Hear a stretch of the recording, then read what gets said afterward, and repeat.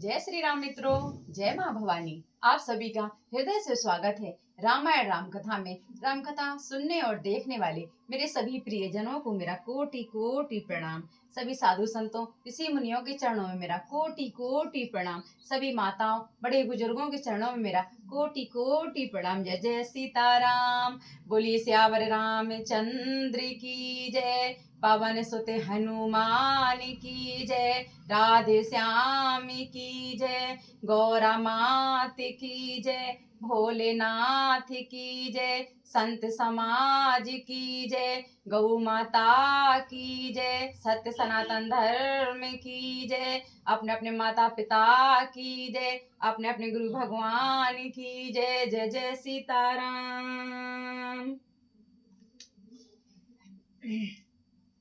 धर्म की जय हो, अधर्म का विनाश हो, प्राणियों में सद्भावना हो, विश्व का कल्याण हो, भगवान का अवतार हो। गौ माता की जय, भारत माता की जय। जय जय सीताराम।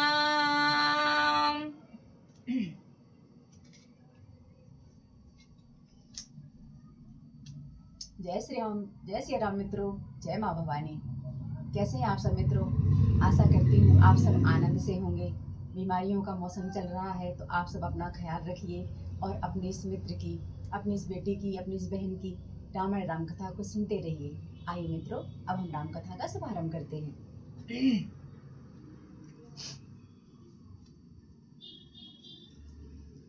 ओम वक्रतुंड महाकाय सूर्यकोटि समप्रभा निर्विघ्नं कुरु मे देव सर्वकार्येषु सर्वदा। बोली श्री गणेश भगवान की जय। रिद्धि सिद्धि मात की जय। जय जय सीताराम।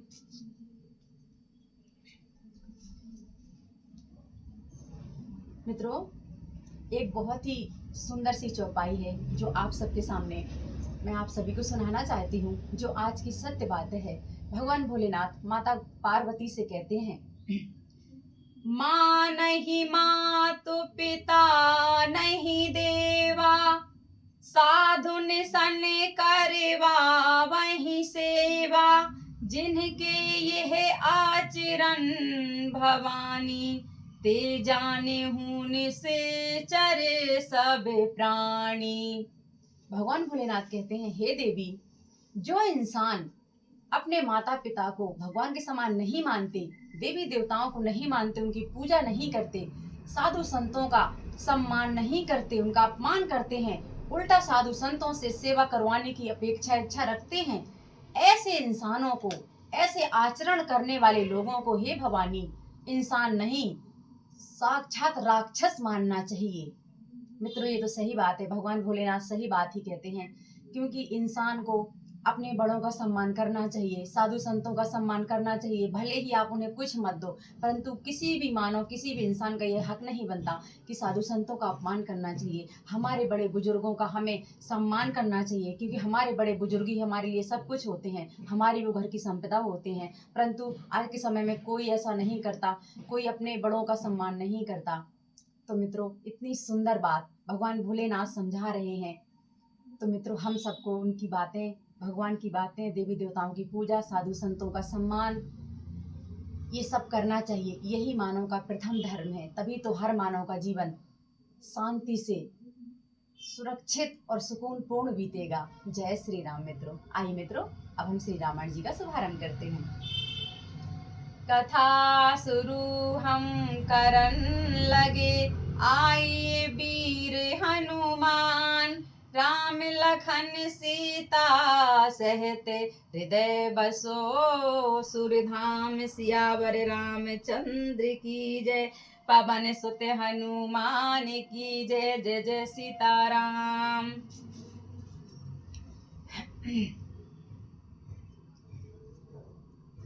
मातु चरण सिरुनाई,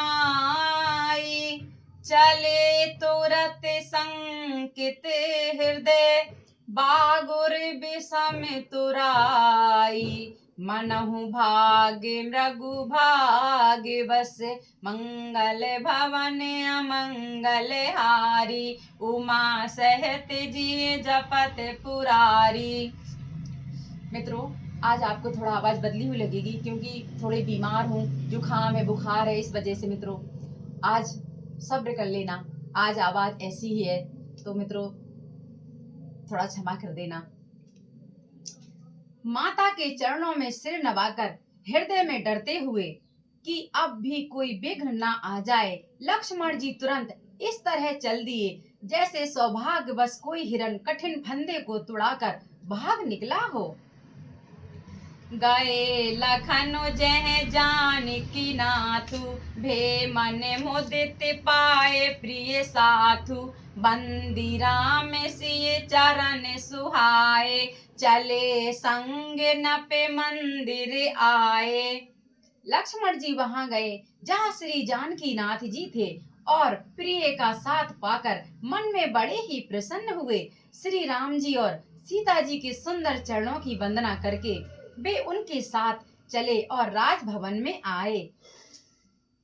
कायहि परस पारे पूरे नारे नारी, भली बनाई विधि बात बिगारी, तने क्रस मन दुखी बदन मलीने, बिकल मनहु माखी मधु छीने।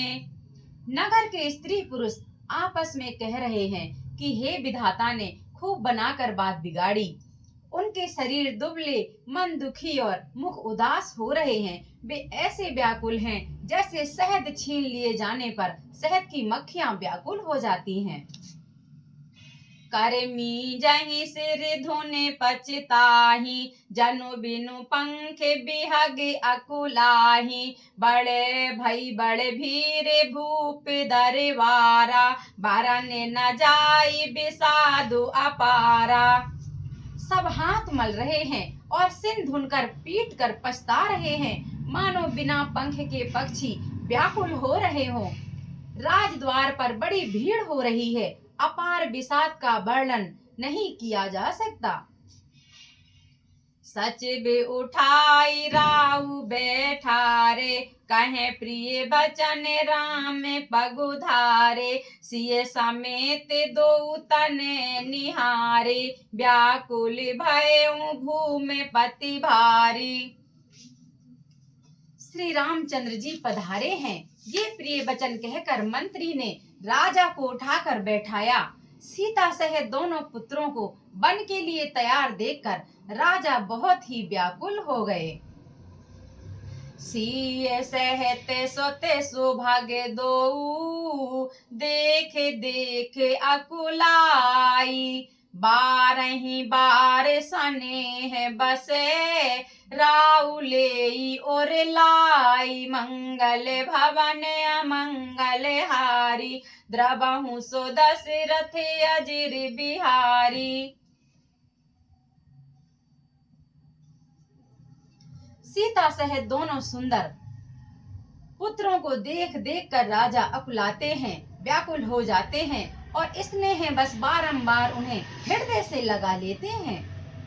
सकई न बोले बिकल नर नाहु, शोक जनित और दारुण दाहु, नाई शीशु पद अति अनुरागा, उठे रघुबीर विदा तब मांगा।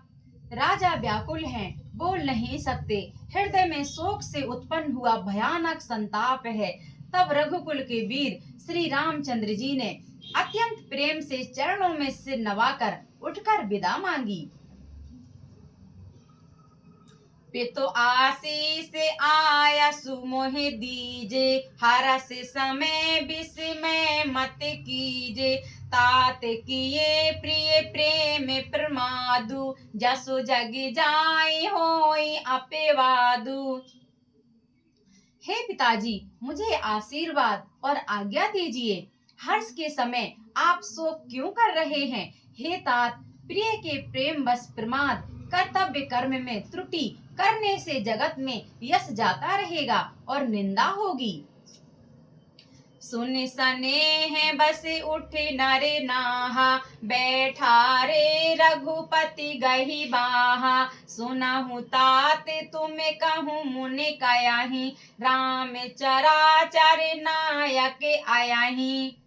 यह सुनकर स्नेह बस राजा ने उठकर श्री रघुनाथ जी की बाह पकड़कर उन्हें बैठा लिया और कहा, हे तात सुनो, तुम्हारे लिए मुनि लोग कहते हैं कि श्री राम चराचर के स्वामी हैं। शुभ अशुभ कर्म अनुहारी, ईसु देई फलु हृदय विचारी। करई जो कर्म पावे फल सोई, निगम नीत असि कह सब कोई। शुभ और अशुभ कर्मों के अनुसार ईश्वर हृदय में विचार कर फल देता है। जो कर्म करता है वही फल पाता है, ऐसी वेद की नीति है, यह सब कोई कहता है। और करें अपराध को और पावे फल भोग, अति विचित्र भगवंत गति को जग जाने जोग। मंगल भवन अमंगल हारी, द्रबहु सो दशरथ अजिर बिहारी। किंतु इस अवसर पर तो इसके विपरीत हो रहा है। अपराध तो कोई और ही करे और उसके फल का भोग कोई और ही पावे। भगवान की लीला बड़ी ही विचित्र है, उसे जानने योग जगत में कौन है। राय राम राखन हित लागी, बहुत उपाय किए छलु त्यागी। लखी राम रुख रहते न जाने, धर्म धुरंधर धीर सयाने। राजा ने इस प्रकार श्री रामचंद्र जी को रखने के लिए छल छोड़कर बहुत से उपाय किए, पर जब उन्होंने धर्म धुरंधर धीर और बुद्धिमान श्री रामचंद्र जी का रुख देख लिया और वे रहते हुए न जान पड़े, तब न पेशी लाए और लीनी। अति हित बहुत भांति सिख दीनी, कही बन के दुख दुसह सुनाए। सासु ससुर पितु सुख समुझाए। तब राजा ने सीता जी को हृदय से लगा लिया और बड़े प्रेम से बहुत प्रकार की शिक्षाएं दी। बन के दुसह दुख कहकर सुनाए, फिर सास ससुर तथा पिता के पास रहने के सुखों को समझाया। सिए मनु राम चरण अनुरागा, घरु न सुगमु बनु विषमु न लागा। और सब ही सिए समुझाई, कहीं कहीं विपिन विपत्ति अधिकाई। परंतु सीता जी का मन श्री रामचंद्र जी के चरणों में अनुरक्त था, इसलिए उन्हें घर अच्छा नहीं लगा और ना वन भयानक लगा। फिर और सब लोगों ने भी वन में विपत्तियों की अधिकता बता बताकर सीता जी को समझाया। सचिव नारी गुरु नारी सयानी, सहत स्नेह कयहि मृदुबानी। तुम्हें कहूँ तो न दीन बनवासु, कारहूँ जो कयहि ससुर गुर सासु। मंत्री सुमंत्र की पत्नी और गुरु वशिष्ठ जी की स्त्री अरुंधति जी तथा और भी चतुर स्त्रियां स्नेह के साथ कोमल वाणी से कहती हैं कि तुमको तो राजा ने वनवास नहीं दिया है, इसलिए जो ससुर गुरु और सास कहें तुम तो वही करो। सिख शीतल हित मधुर मृदु, सुन सीतहि न सुहानी। शरद चंद्र चंदनी लगते, जनु चकई अकुलानी। मंगल भवन अमंगल हारी, उमा सहत जिए जपत पुरारी। यह शीतल हितकारी मधुर और कोमल सीख सुनने पर सीता जी को अच्छी नहीं लगी। वे इस प्रकार व्याकुल हो गईं, मानो शरद ऋतु के चंद्रमा की चांदनी लगते ही चकई व्याकुल हो उठती हो।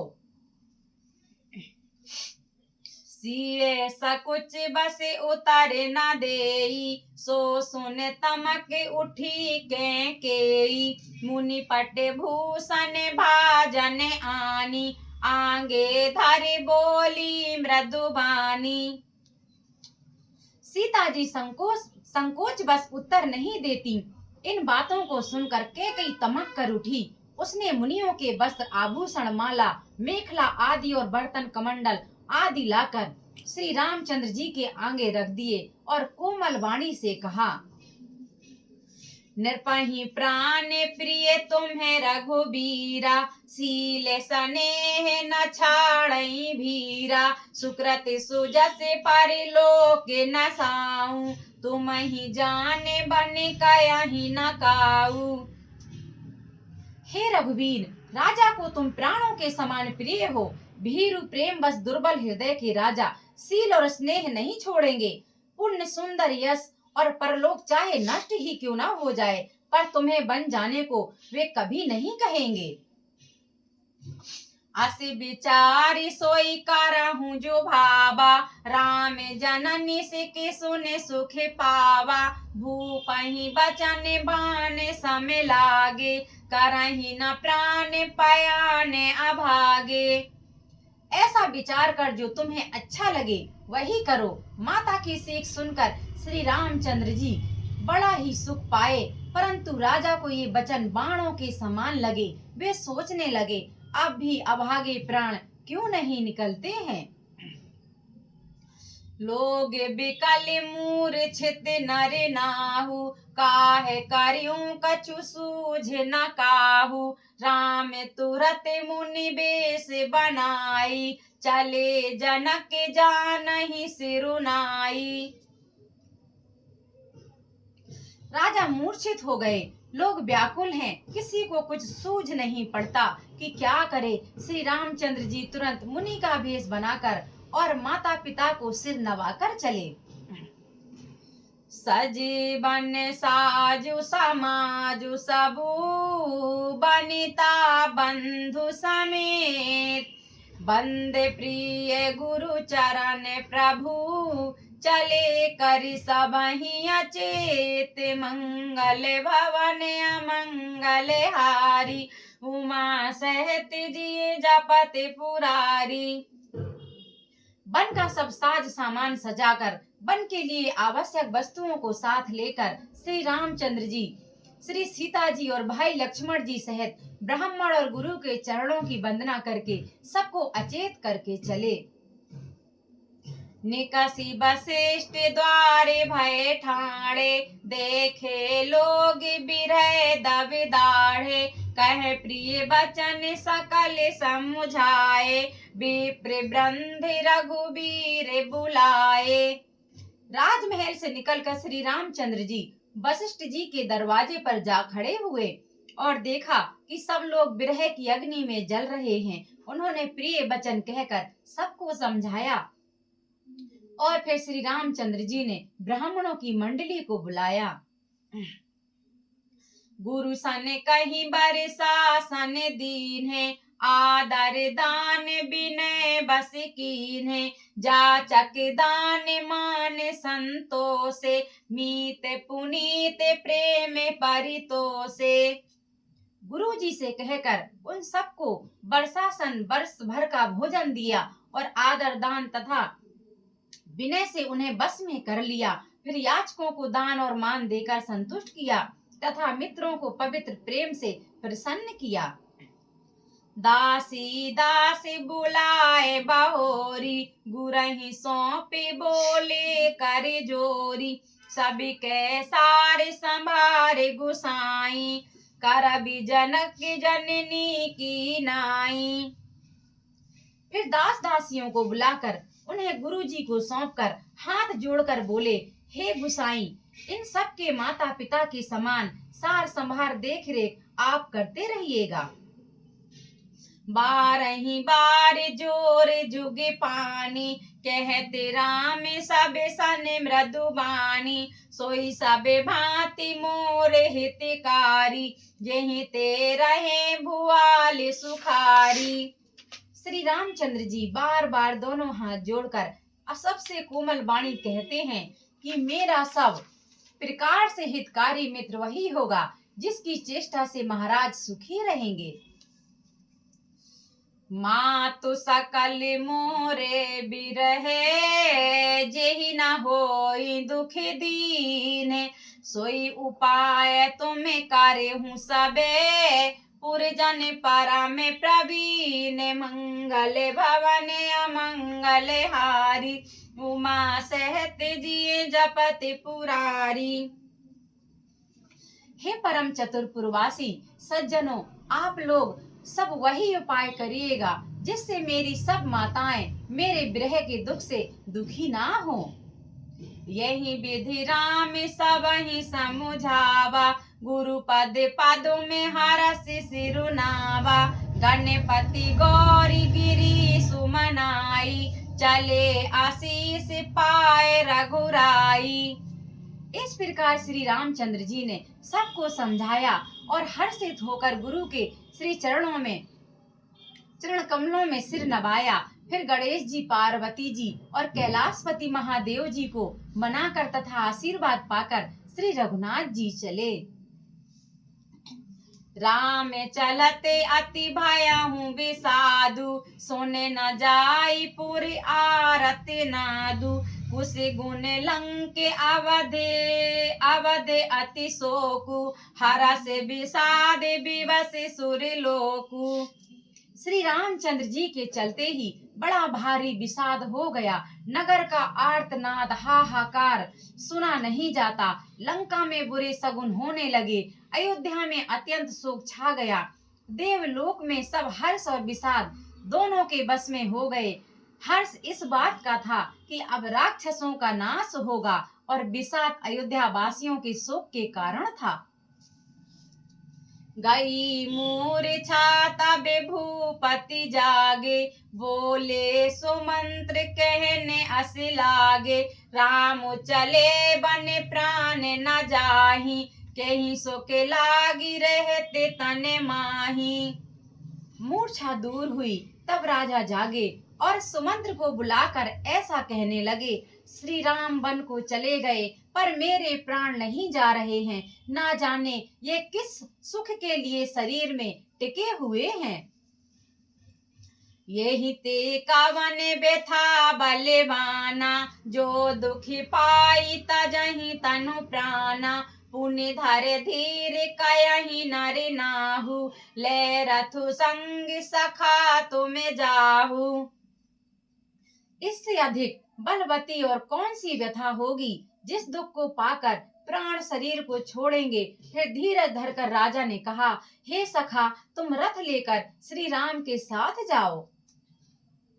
सुठे सुकुमारे कुमारे दो, जनक सुता सुकुमारी, रथ चढ़ाई देखे राई बनो, फिर गए दिन चार, मंगल भवन अमंगल हारी, उमा सहत जिये जपत पुरारी। जय जय सीताराम।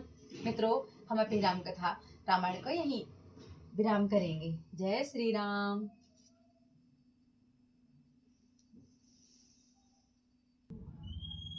आइए मित्रों, अब हम श्री रामायण जी की आरती करेंगे।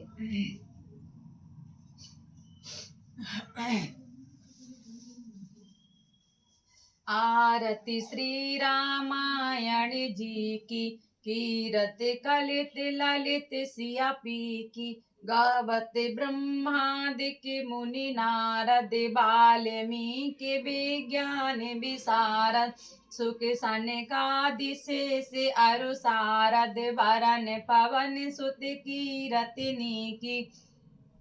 आरती श्री रामायण जी की, गावत वेद पुराण अष्टदश छौ, शास्त्र सभी ग्रंथन को रस, मुनि जन धन संतन को सर्वस, सार अंश सम्मति सभी की। आरती श्री रामायण जी की, गावत संतति शंभु भवानी, अरुघट संभव मुनि विज्ञानी, व्यास आदि कवि बर्ज बखानी, कागे भुसुंड गरुड़ के ही की। आरती श्री रामायण जी की। कलिमल हरण विषय रस फीकी, सुभग सिंगार मुक्ति जुबिती की। दल निरोगी भाव मूर अमी की, तात माति सब विधि तुलसी की। आरती श्री रामायण जी की, कीरति कलित ललित सिया पी की। बोलिए सियावर रामचंद्र की जय। पवन सुत हनुमान की जय। जय जय सीताराम।